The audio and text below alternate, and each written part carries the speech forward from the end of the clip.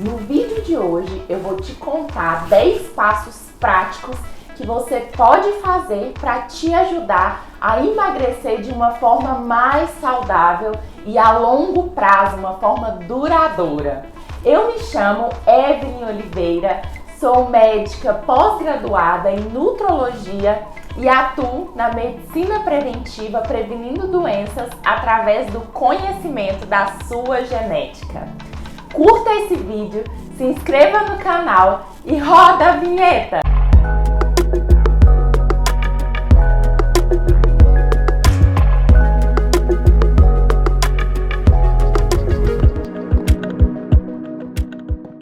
A primeira dica que eu posso te dar é não misture carboidratos e coma principalmente os carboidratos complexos que têm mais fibras e que não sobem tanto a glicose e a insulina de uma vez.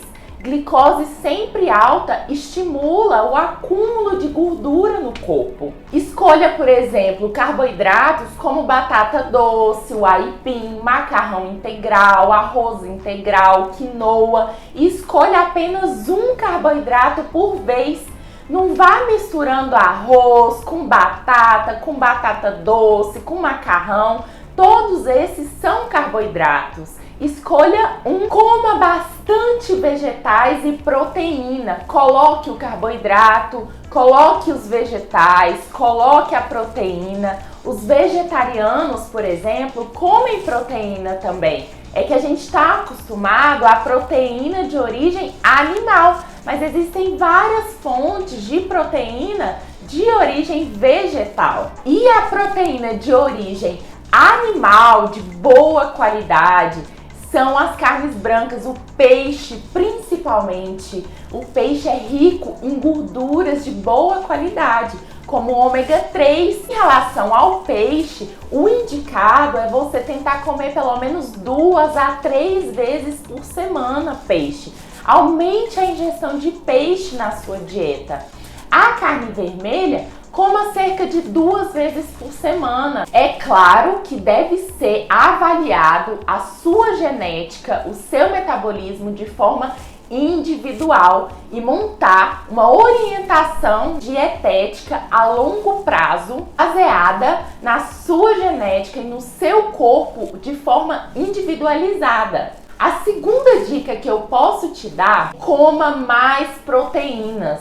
Normalmente, na parte da manhã e à tarde, a gente tende a não comer proteína.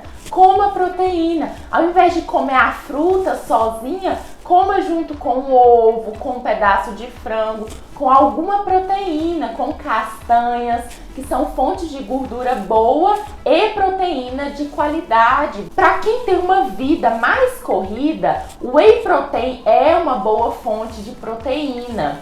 Tente escolher os whey protein de boa qualidade, com menos ingredientes no rótulo, sem glutamato, sem açúcar. Tente escolher o de melhor qualidade, com um rótulo menor. É uma boa opção para se comer à tarde. A terceira dica que eu vou te dar é coma frutas.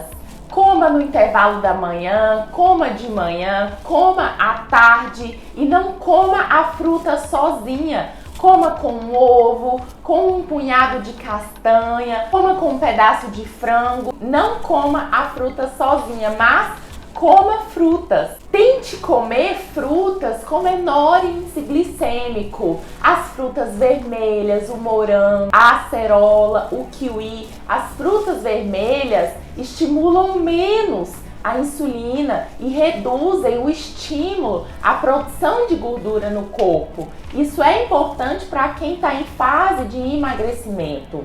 A quarta dica que eu vou te dar: evite excessos de carboidrato à noite. Coma carboidratos com baixa carga glicêmica. Coma vegetais, frutas, verduras, saladas.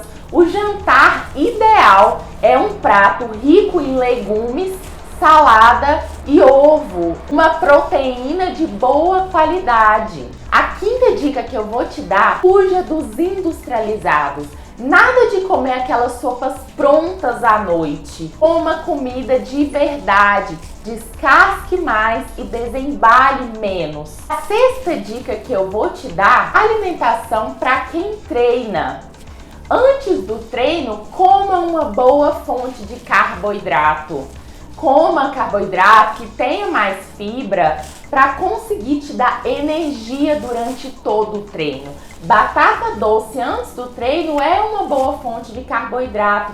Banana com aveia é uma boa fonte de carboidrato. Os carboidratos com mais fibras vai lentificar a absorção do alimento, te dando energia. Depois do treino, coma uma boa fonte de proteína. Pode ser o whey protein mais limpo, de boa qualidade, com rótulo menor. Pode ser ovo, pode ser frango. Coma proteína após o treino. A sétima dica que eu vou te dar nesse caminho para o emagrecimento saudável é: faça testes. Ninguém conhece mais o seu corpo do que você mesma. O primeiro teste que você pode fazer é ficar 24 dias sem glúten. Hoje a gente tem no mercado uma variação de alimentos sem glúten, pão sem glúten, macarrão sem glúten. Procure os alimentos sem glúten, tire o glúten da sua vida durante 24 dias.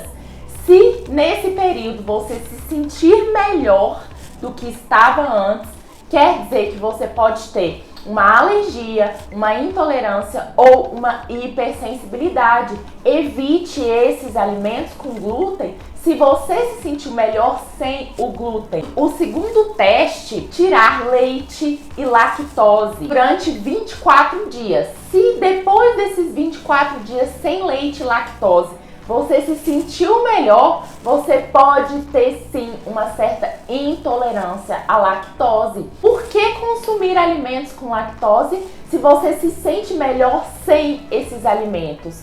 Conheça seu corpo. Existem testes de saliva de intolerâncias alimentares e existem os painéis genéticos que podem avaliar a questão das alergias, intolerâncias e hipersensibilidades. O painel genético vai nos falar se você tem um grau baixo, moderado ou alto de intolerância àquele alimento.